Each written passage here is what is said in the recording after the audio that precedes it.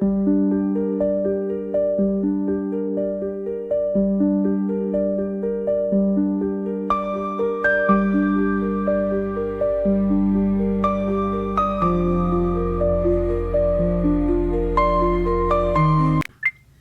everybody, Kat here. Welcome to the channel. Hope you're having a great day.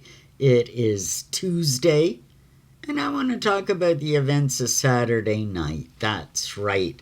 At the White House Correspondents' Dinner, the attempted assassination on Donald Trump wasn't the first time. There's been a few. I've made notes because this is interesting.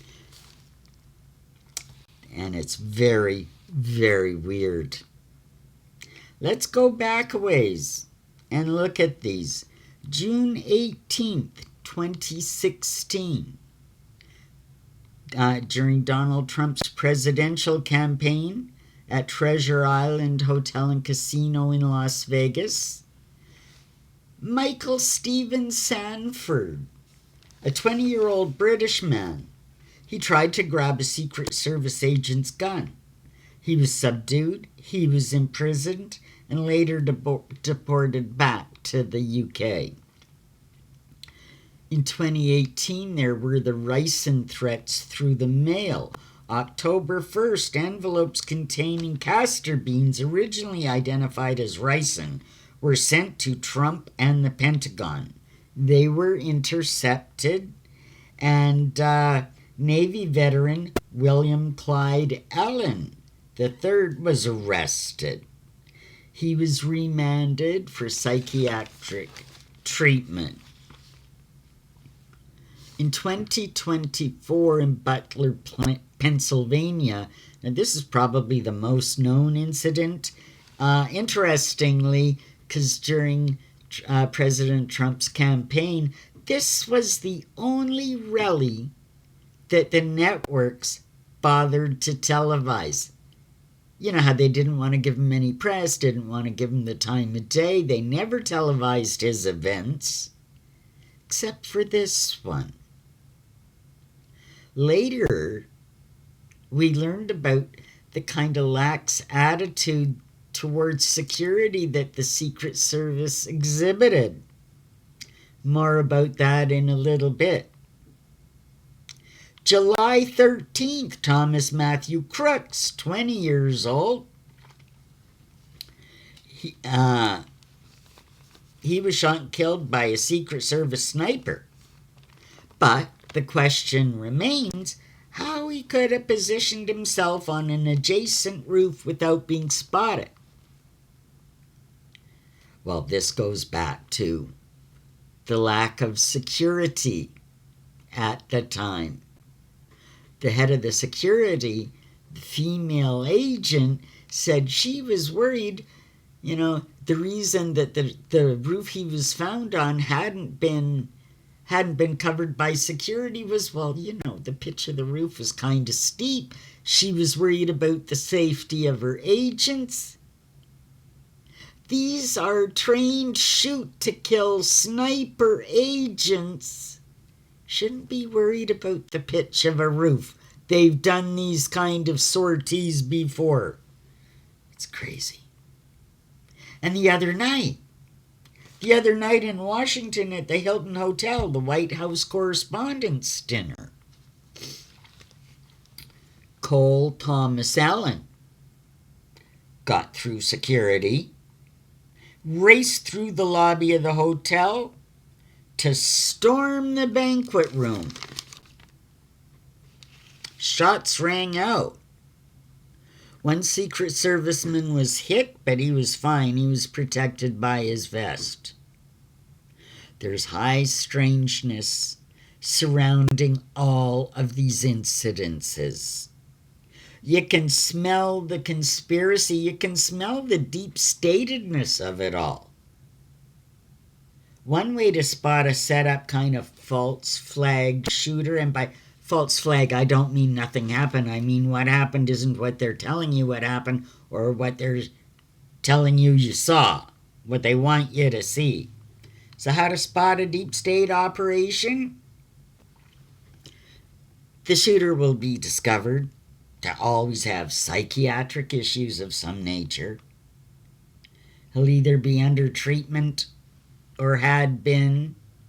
There's those issues there. He'll either be a member of the military or a veteran, somehow associated or known to the government or authorities, three-letter agencies. The biggest tell. They all have 3 names. All of them. And you'll see this across the board. School shooters, everything.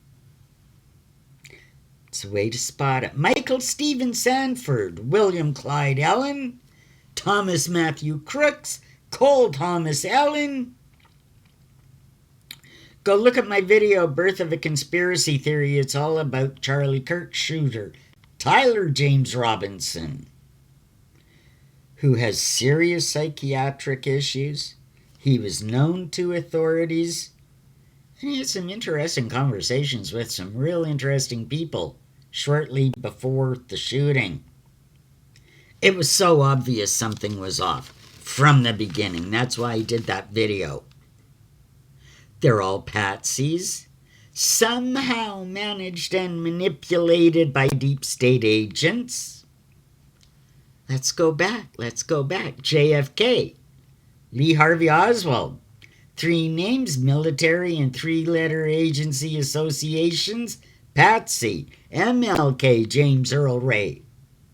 He originally pled guilty, later tried to withdraw his plea saying he was set up. He was not the shooter. One of the most famous was the attempt on President Ronald Reagan in 1980 during the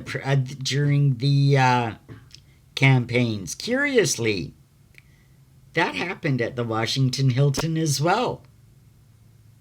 March 30th, 1981, 45 years almost to the month. John Hinckley Jr. That's not the weird part. Let's get into the weird. First, the correspondence dinner. We have comments made by White House Press Secretary Caroline Leavitt before the dinner, quote, "Shots will be fired." She was talking about Trump's speech, but taken out of context, just the fact that she chose to use those words to portray Trump's delivery, still kind of eerie. And that's tame. Another aspect of a deep state operation is they'll tell you one thing. Well, you bloody well know you saw something else, but they're compelling you to believe the push narrative. They've shown us CCCP footage from the lobby that night, video of Cole Thomas Allen storming the lobby of the hotel. How'd he manage that? There was no Secret Service people outside. The men in the lobby, of course, look startled, but look at this guy. Pizza delivery guy. And the boxes. 1 second later, the boxes are gone. What's that tell you? It tells you it's either AI or a badly edited video. Either way, there was manipulation. As with Oswald and Hinckley, we find connections to the government. Did you know Hinckley's father, John Hinckley Sr., had a professional relationship and a social one as well, connection to George H.W. Bush, George Sr. Hinckley Sr. was an oil exec in Texas and a donor to Bush's 1980 Republican nomination campaign. Now, the night after the shooting, Scott Hinckley, John's brother, was scheduled to have dinner with Neil Bush, George Bush's son. Some kind of a, business deal going on.